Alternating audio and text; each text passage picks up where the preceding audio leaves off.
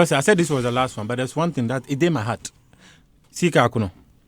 He says something. It sounds quite profound. Okay. Yesterday you had CK also coached the team. The Black Stars. You had Accusations here. Accusations said that Kurt doesn't influence player call-ups. I had done a story that had to do with two players, Emmanuel Akumensa and Najib Yakubu. Najib now plays for Niger. They brought a list. A coach brought a list. Appeared before the management committee. The coach was told, dropped Emmanuel Akumensa, dropped Najib Yakubu, replaced them with Philemon Bafo and Gideon Mensah. The instruction came from the top. When I heard Accusations, I was completely taken aback. I did a story. In fact, I did the story 2 clear days before they had a press conference. I went to the press conference and I asked the coach, you called up player A. Which coach was this? If I put his name out there, it could be some issue. But let's take it. But we've all known our coaches. Was he a coach of the Black Stars? Yes, he was a coach of the Black Stars. So I mentioned the name. Why? This one's you, Wahala. I asked him at the press conference. Which coach? Okay, C.K Akonnor. Thank you. I asked him at the press conference. I said, Coach, these are the list of players you've called up. Per what I know, this player has been dropped. This player has been dropped. I was told they were dropped at the management committee meeting you had. Guess what? CK danced around the question. He did not answer it directly. Immediately after, the late Jones Abu Al-Hassan, may so rest in peace, and Accusations came to me at the press center and told me that when I report things verbatim from their meetings, they end up accusing each other. That there's a mole in there. There's someone who is giving me intel from their meetings. So they were suggesting to me that sometimes I shouldn't report everything verbatim. Sometimes I should say some of the things so that they will not be true. That was why I told them categorically that at no point would I ever report a story that is not true. If I do not have the story, I will not report it. And this same person comes to sit down here and says that Kurt doesn't influence player call-ups. I found that quite weird. Guess what? When CK gave out a lineup, this is what I'm going to say. CK gave up a lineup. He left one position blank and told them, I have a challenge with this position, the right back. I don't know where I should play for the former Hearts of Oak captain. The coach was confused. And he was not confused. Then if he wasn't confused, he knew what to do.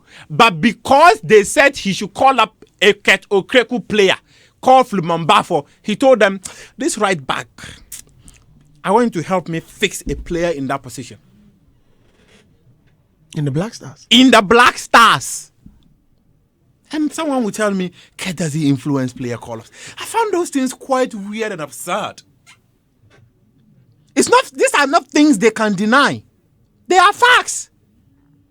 So sometimes when they go about saying that they don't influence player call-ups, Otoado, who returned, said they forced players on him to take them to the FIFA World Cup. But have we all forgotten all of a sudden Kurt Okraku said if we have Messi and Ronaldo, we should tell him he will let the coaches call them. In what capacity are you going to tell the coach to call that player? And when you say you don't influence player call-ups, how is that possible? Yeah, can anyone justify that Right to Dream Academy that has produced talents now sold at 20 million, 30 million pounds worldwide cannot have a single talent play in under 17, under 20? When our junior national teams were doing well and it was transcending to the Black Stars, these were talents picked from Right to Dream, from Wafa, from Tema Youth, from Inter Allies. Since 2019, all these academies, not even a single one of them has been able to get a player to the Black Stars. Now today, I'm going to say something. There was a meeting. They pulled up one of the coaches. They took him to the house of the General Secretary of the Ghana Football Association and said they want to control the system. What? This is where I'm going to leave you for today. Sometimes people often think that some of the things they do behind the scenes, we have no clue. They are going to control the system. They are controlling the system because they've spent a fortune to win the elections. They want to control the system. I'm confused. There was an academy owner actually described this administration as someone who is here to destroy business. An academy owner in this country. I was sitting one-on-one. This is an administration where people within the system have... In fact, there was this player, I'm not going to mention his name, but he went to play in the Premier League. They tried to get him into their camp, right?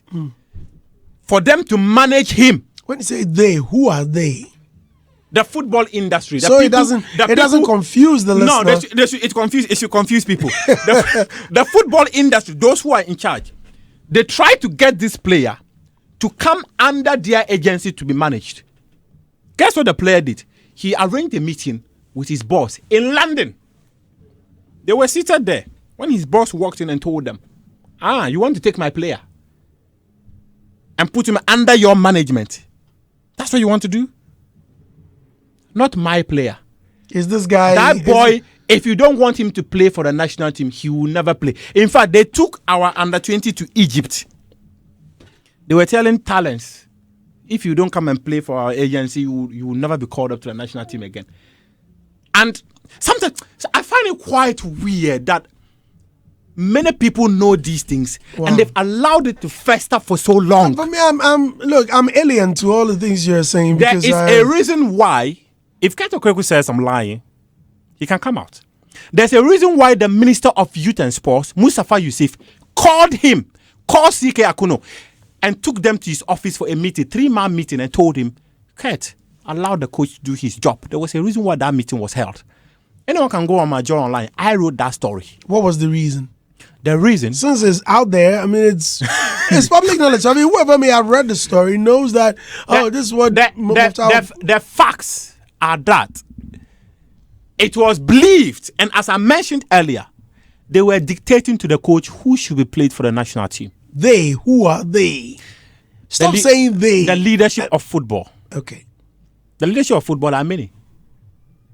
The minister called up CK, called up Kurt Okraku into a meeting. Is the minister not part of the leadership of the football? The minister is in charge of a body that is responsible for the governance of sports in general in the country, not just the Football Association. 3-man meeting.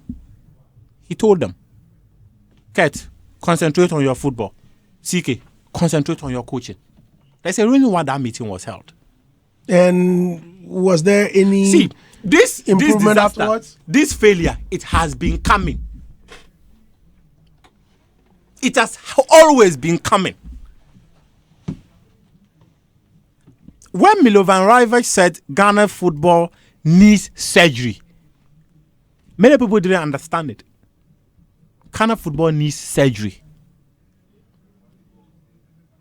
When Otto said, one of the things I didn't like was that they were forcing me to take some players to the FIFA World Cup. He took those players to the FIFA World Cup. Can Otto say he didn't take those players to the FIFA World Cup? He took them. The Black Star squad, and anyone who follows me on Facebook can go back to my 2023 November post before the final squad was released. The Black Stars FIFA World Cup squad was changed 3 times.